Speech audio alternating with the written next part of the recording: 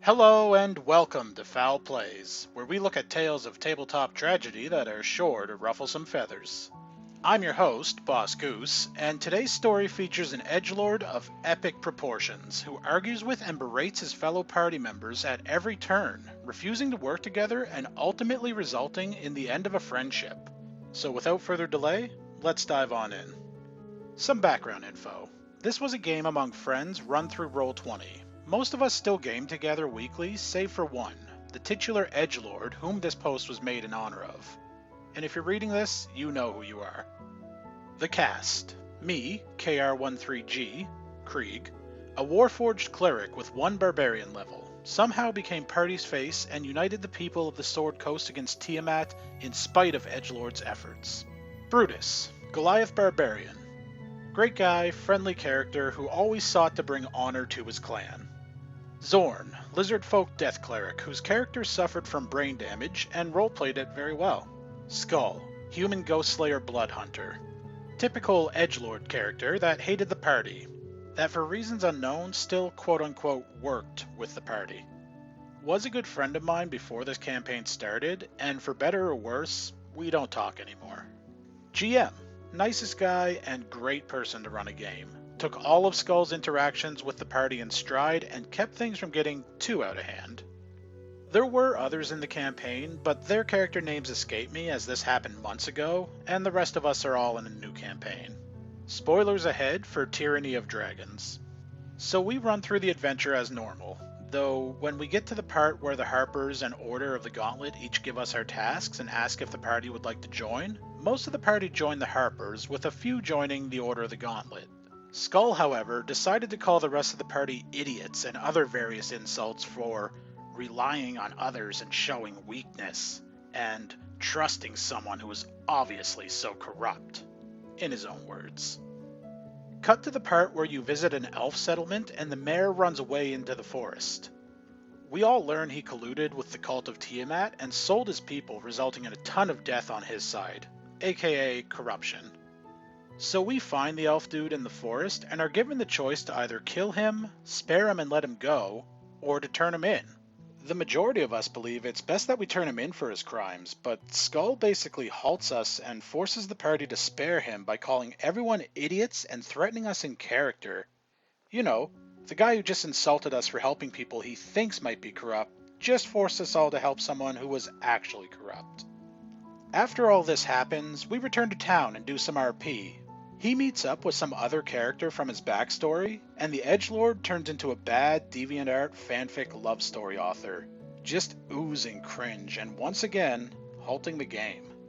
Turns out this NPC his character totally doesn't have a crush on was wounded by a dragon and asks us to kill said dragon. We venture out to its lair, and the fight ended in 3 or so rounds from a lucky crit using 2 of the 3 dragon slaying arrows that we received earlier that were intended to be saved for the big fight. Brutus asks why he had used almost all of our dragon slaying arrows to kill one dragon when we all could have taken him on together.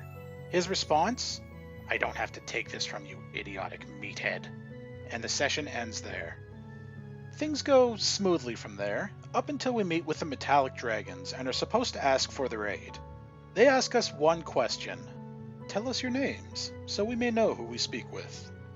As Skull has never divulged his true name to us, things get rough, up until he asks them if they can speak Primordial, which has never come up before that his character could speak that language.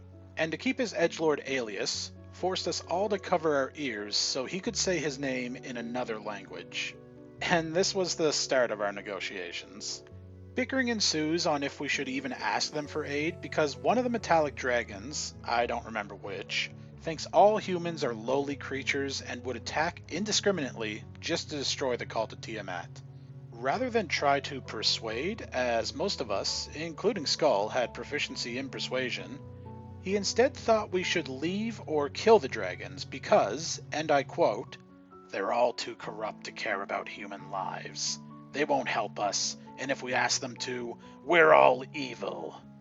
You know, metallic dragons being evil and all that. After, my character tells Skull to pull your head out of your ass and look at what we're dealing with here. You fight us at every turn and call us corrupt for seeking aid in a fight that threatens us all. Would you kindly work with us for once, or don't work with us at all? His response? He says his character gives us all the middle finger and leaves. Skull flew away on his wyvern, that he had strong-armed the GM into letting him immediately tame after a single animal handling check to calm it down because us entering the stable had spooked it earlier. He wouldn't stop begging and asking for I think almost 20 minutes, and when your sessions are usually 2.5 hours long, that's a lot of time to halt all progress. None of us asked him to stop because whenever we tried in the past, he would verbally abuse us in character and threaten to attack us on some occasions. With his character gone for a time, we successfully persuaded the dragons to aid the people of the Sword Coast, on the condition that we unite the Council of Waterdeep to fight united. They say they will help us, but only if all the party are in agreement. Upon saying this, one of the dragons goes to fetch the Edgelord and forces him to come back to apologize to the party. His character gives a half-hearted apology and goes right back to verbally abusing our characters next session. After this, we're fighting some cultists in a dungeon, and once we get to the boss room, due to some unlucky crit fails, his character storms out of the room for the rest of the fight. When my character asks where he went, he responds by saying, "That's none of your business, dumb robot."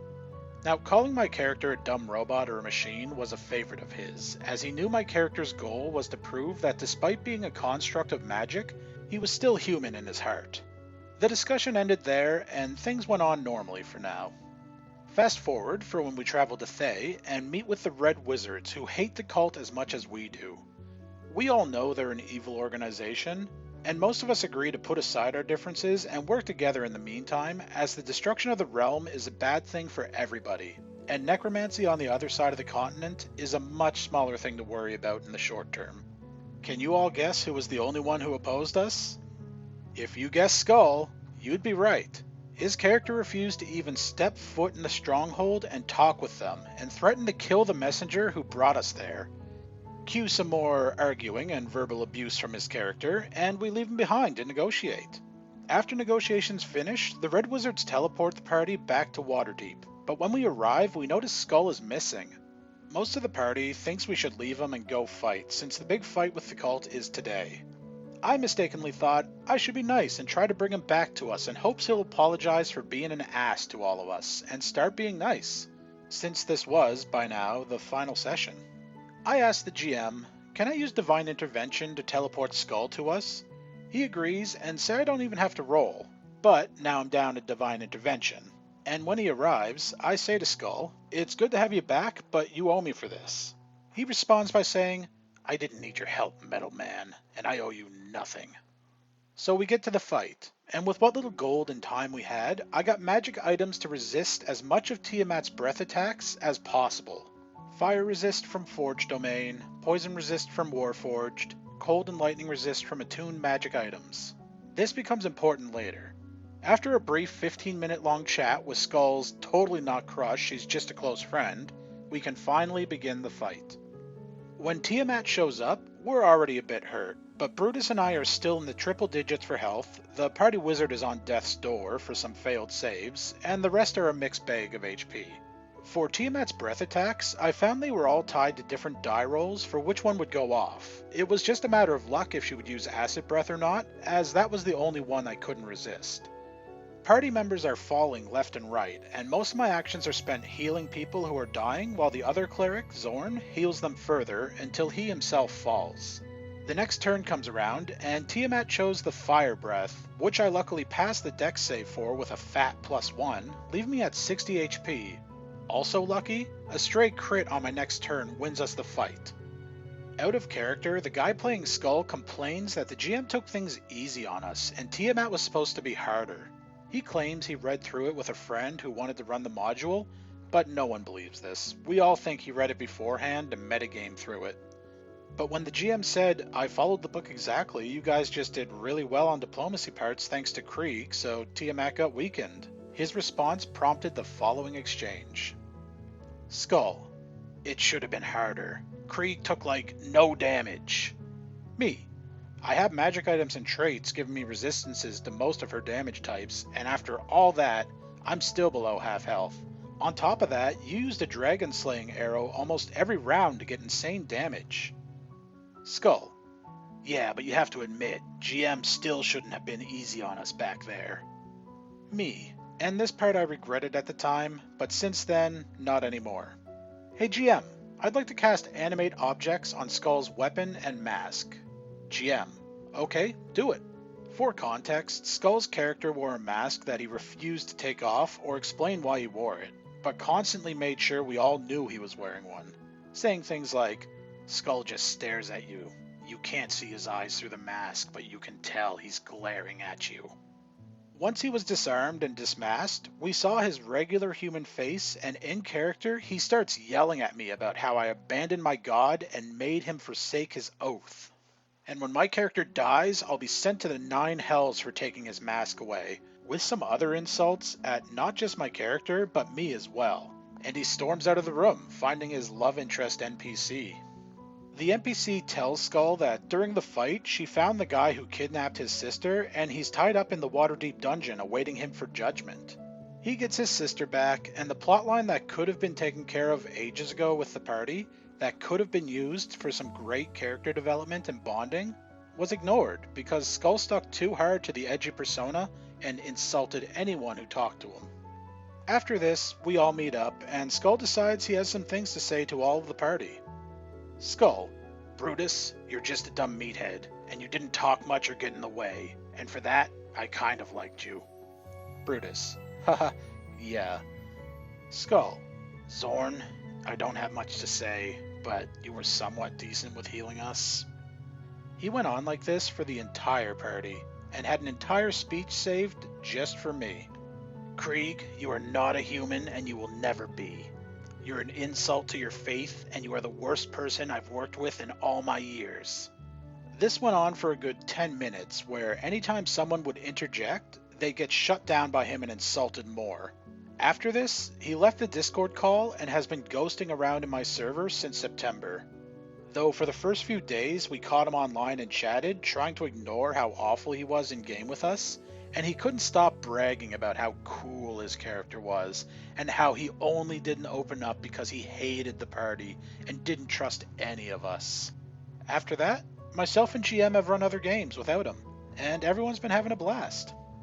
TLDR, Guy makes Edgelord who verbally abuses the party and actively works against us, whines that the final boss wasn't hard enough, and then tells the rest of the party how much he hated everyone before leaving. Wow. Okay. I'm not sure I've ever seen a player this spiteful before. You can have a super tragic or edgy backstory and make a character who's gruff and reclusive, but that doesn't really give you a license to be a complete ass to your fellow players and party members. You're all playing the same game and trying to advance the story as a collective, and had he included them in some of his solo RP moments, then everyone could have been invested in exploring the backstory rather than calling your supposed allies idiots and going against the party at every turn. You can have the best story in the world and great motivations for behaving the way your character does, but if you don't grow as a character and involve the rest of the party and want to just have a solo experience, no one's going to end up knowing or caring what those reasons were.